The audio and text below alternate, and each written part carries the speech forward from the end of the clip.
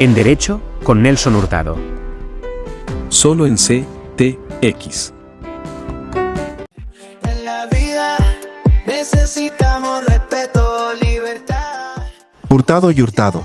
Lo correcto, Un estudio jurídico con soluciones en derecho administrativo, civil, de familia, comercial y accidentología vial. Contamos con una reconocida trayectoria en derecho urbanístico y propiedad horizontal. Además, somos especialistas en pericias de patología estructural y geotecnia. sin temor ni miedo. ¡Viva el derecho! Estamos en Derecho con el abogado Nelson Hurtado Obando. Hoy vamos a hablar de un tema que es muy particular, que es el tema del ruido. En el contexto del derecho urbanístico y sobre todo cómo es que vivimos y habitamos en las ciudades modernas, este tema es una parte de lo que se llama el derecho urbanístico. En el derecho urbanístico encontramos todos los temas habidos y por haber que afectan nuestra calidad de vida, que afectan nuestra convivencia, que afectan nuestra seguridad, nuestra salud. Dentro de ese conjunto del derecho urbanístico encontramos el tema del ruido, el tema del tránsito, el tema de la salud y también el tema de la gastronomía, el tema de la moda y muchas otras variantes. Hoy vamos a centrarnos en el tema del ruido. Todo mundo en alguna medida nos hemos quejado del ruido y nos quejamos del ruido externo, es decir, del ruido que se produce afuera de cada una de nuestras viviendas. El de la discoteca, el de la corneta de los camiones o de las volquetas, los pitos de los buses, el ruido de las motos de alto cilindraje a la 1, 2, 3 de la mañana en semana, los piques que se hacen, en fin, tantas cosas que generan ruido, fuentes móviles de generación de ruido externas y que penetran aún hasta la intimidad de cada una de nuestras viviendas. Pues hoy, dentro de ese contexto del ruido, nos vamos a referir al ruido doméstico. Hoy es muy común en la propiedad horizontal que el señor que vive en el apartamento del piso superior se siente y dice: esta es mi propiedad privada, este es mi apartamento y en mi apartamento mi señora, mis hijos y yo podemos hacer lo que queremos. Debemos empezar por identificar que la propiedad en general, la propiedad privada, pero sobre todo la propiedad horizontal, es un derecho de propiedad y diríamos que disminuido. ¿Por qué disminuido?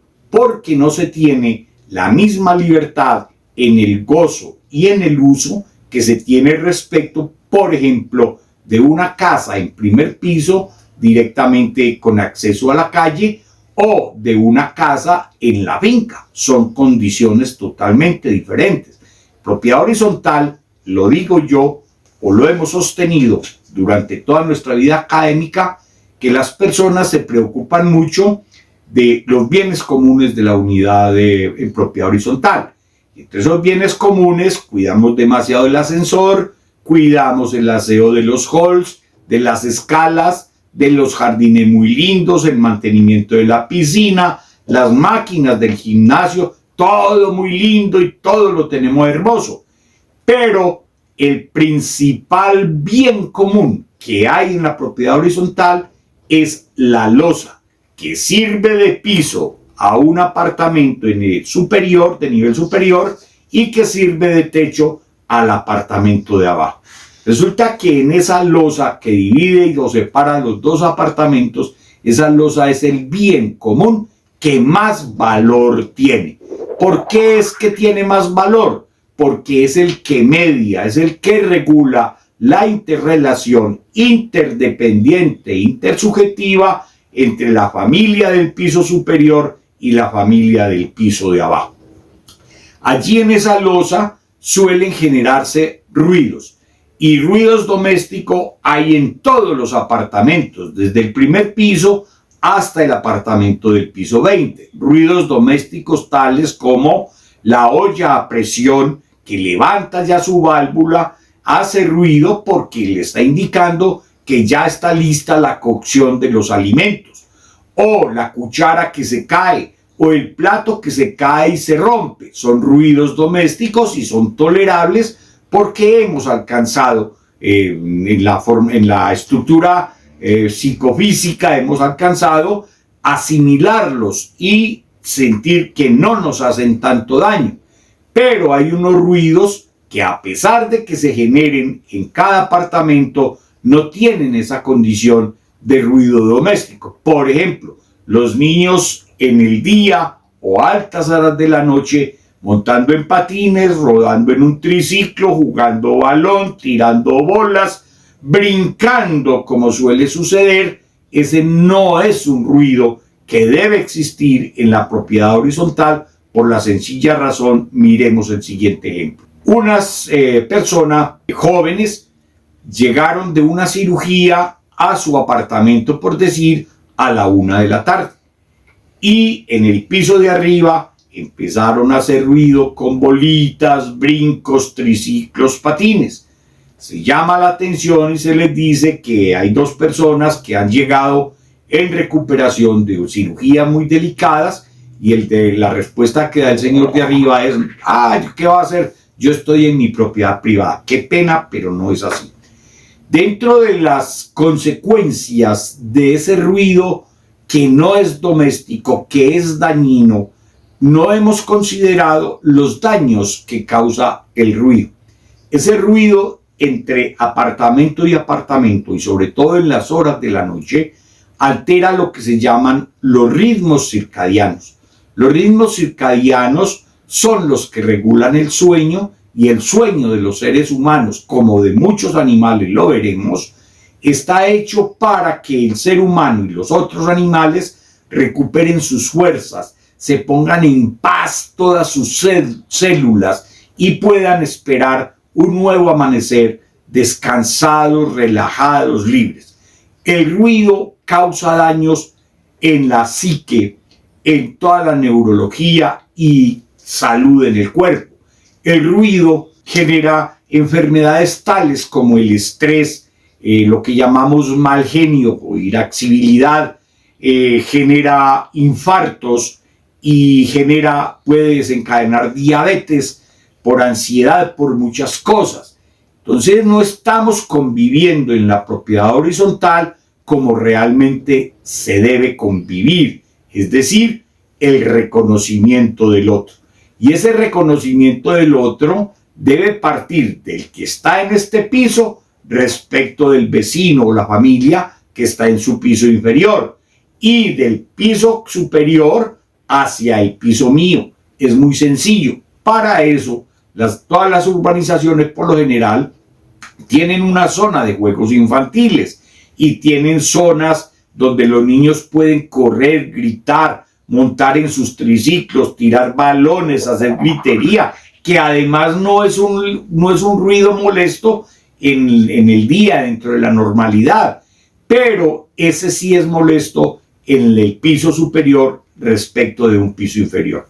Estamos llegando a ser demasiado indolentes. ¿A qué queremos llegar? Puntualmente cursa en el Congreso de la República un proyecto de ley contra el ruido. Resulta que los más avanzados en esta lucha contra el ruido han sido en Europa y sobre todo los españoles.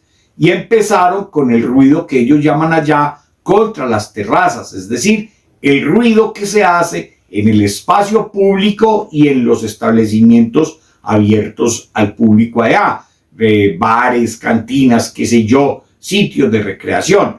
Hoy en Colombia se presenta un proyecto de ley en ese mismo sentido, y ya lo hemos dicho, un proyecto de ley sin dientes. Y quiero significar, es imposible dentro de la estructura nuestra constitucional y legal en este momento que un proyecto de ley así se expida o se apruebe por el Congreso y se expida como ley de la República.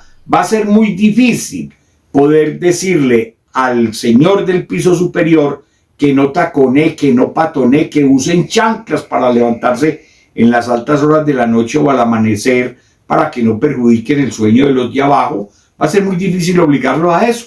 Entonces, ni va a poderlo hacer la inspección, ni la comisaría, ni la policía.